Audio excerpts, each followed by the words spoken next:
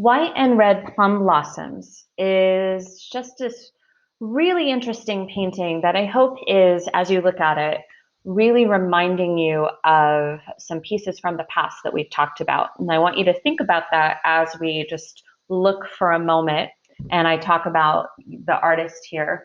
So the artist is Ogata Koren, and he is, I think, absolutely inspired by some of those artists that I'm going to be mentioning in our video. This was painted in the 1700s, the early 1700s, and is just such a beautiful display of, and unique display of nature. So first of all, context. I think one of the big things to know is, yes, we have an individual artist, and he kind of inspires this and leads this group of like-minded artists who create very much abstract images of nature, but with a, again, naturalistic element to it as well. And so that grouping of artists is called the School of Koren, or Corinne, and they again are led by the artist who painted this. That school is also called like the Rimpa school or style, Rimpa. So that's something absolutely you should know. What those artists are known for is basically, again, the abstract naturalistic images of nature, but they also take their paint and dilute those colors with water. And not only that, but they might even apply paint on top of wet paint. So there's that real sense of the paint kind of flowing and having this more organic kind of interaction between the paint and the canvas. They also are creating forms without outlines. So there's no outlining really, especially for the trees in this particular instance. And they focus very much on nature in their subject matter. And that's partly inspired by Japanese literature. It's inspired by the shamanistic faith that focuses on nature. There's just such a strong connection with nature for all sorts of different purposes and outcomes in Asia and in particular Japan. And so that is a simple kind of look at context. Content really is, I think, the key here with this one. So these are two paintings, two panels, and they were hinged together. And in fact, if you look back at the context, that upper image is showing you those two panels and how they're kind of folded. So yes, you should be thinking about a folding screen or biombo, and then therefore that should lead you to think about the Siege of Belgrade and hunting scene biombo from the Americas. Here's then one of those types of pieces as well, but from Japan. Now this one happens to be later than that biombo, but it has that similar construct of a folding screen. So there are two sides to this landscape in the two sides of the folding screen, and the stream or brook is divided between the two. And then you have plum blossom trees on either side, white one on the left, a red one on the right. And so clearly this is an abstract landscape.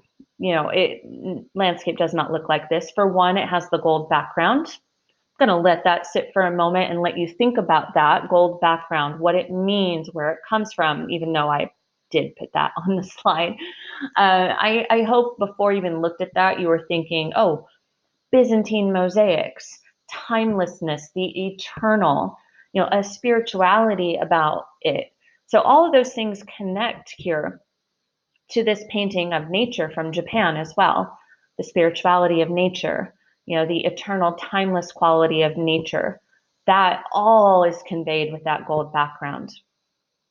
The stream, as it undulates down or up the space, I almost see it from the top first and then kind of flows down. It's kind of this interesting way to present it, as it's definitely wider at the bottom, more narrow, extremely narrow at the top, kind of suddenly narrow at the top. And in the midst of it, in the stream, you have these metallic kind of swirls and spirals and this great sense of movement that the artist suggests. So I definitely think of two things. I think of Gustav Klimt, Art Nouveau with the kiss. And I absolutely think of Vincent van Gogh with Starry Night. Um, that those swirls, the abstract patterns, the movement, the kind of hallucinatory kind of movement of it. It feels meditative to me. It feels spiritual to me. It feels just this beautiful abstract pattern that means so much more than just movement of water. The trees on the left and the right, the red plum and the white plum blossom tree, that's where you get into the more naturalistic, but yet still abstract kind of approach to painting here with our artist in this school of thought. The blotchy kind of paintwork, because of the application of water in the color and wet water on top of the paint, it kind of you get this kind of flow of paint into each other. It's very kind of organic, kind of seeping into one color, seeps into another, no outlines. You just let the color make its way into the canvas. That reminds me of Helen Frankenthaler's The Bay. Now, he doesn't have that sense of picking up the canvas and moving it around like she did in abstract expressionism, but it has that same sense of letting the paint kind of go where it wants. But the branches and the flowers, how they look and how they grow naturalistically from that tree trunk, that's the naturalistic part of this. So that's what I mean by a combination of the two. So you'd set this up in a room and kind of give it a sense of folding, and it helps to make it just a little bit more three-dimensional because you can fold it and give it that kind of angular approach. And it would be really tall, probably over 6 feet tall, taller than most people.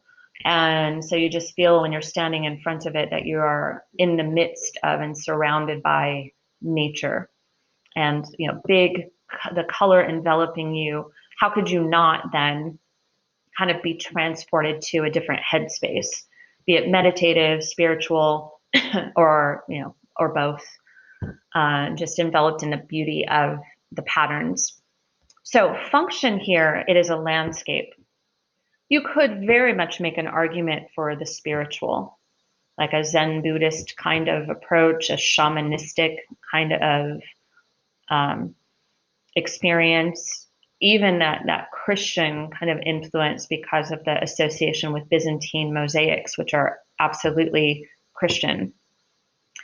And then, so yeah, use color for formal qualities along those lines of that spirituality and the eternal. Use pattern and line to suggest movement. I think that all of those things are absolutely appropriate. So this again is Ogata Korin's beautiful landscape, white and red plum blossoms from Japan.